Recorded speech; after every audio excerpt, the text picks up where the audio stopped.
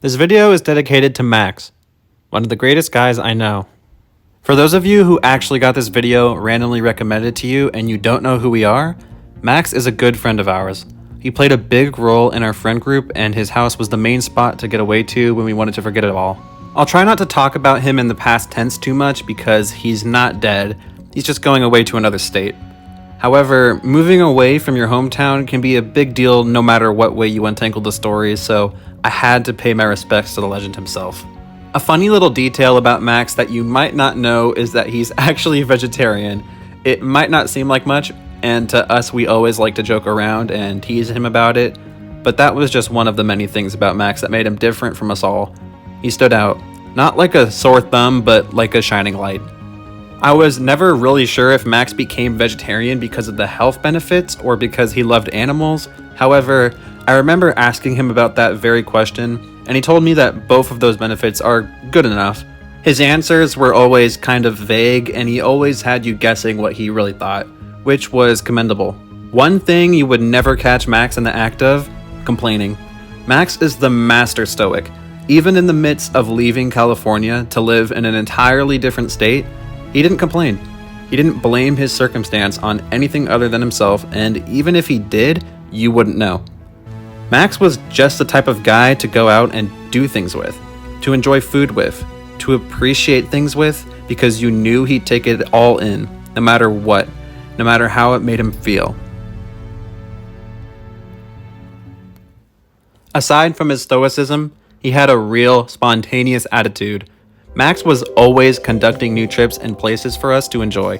He never wanted to go to the same place twice. I remember after Charlie and I went with Max to Joshua Tree, we wanted to go back so badly. It was such good fun that we just had to relive it, but Max knew something that we didn't. I like to think he knows that our lives are limited. I like to believe he knows that even the money we spend hours upon hours saving up for trips takes precious time out of our lives to do. He wanted to go somewhere new every time, take us to new heights that we didn't truly consider.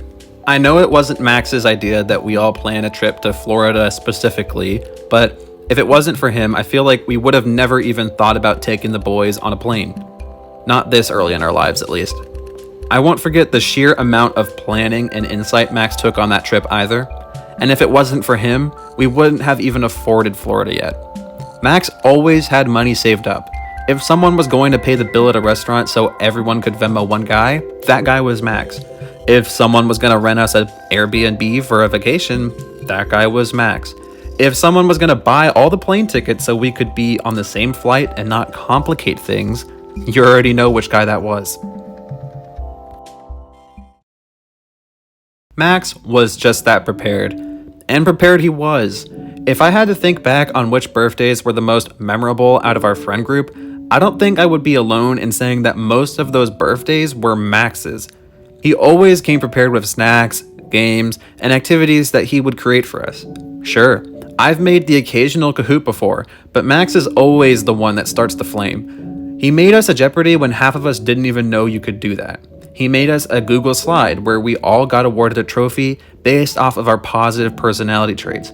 And of course, Max thought of positive things to say about all of us. He was just that guy.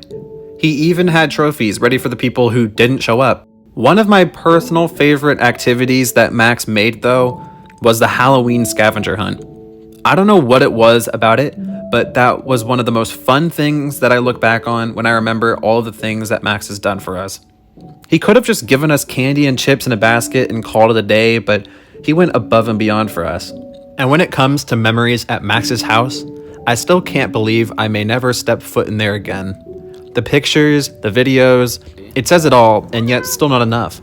The good times we had in there playing hide and seek when the power went out or watching Halloween movies downstairs with homemade meals. Max clearly knew the importance of treating his house guests and making them feel special.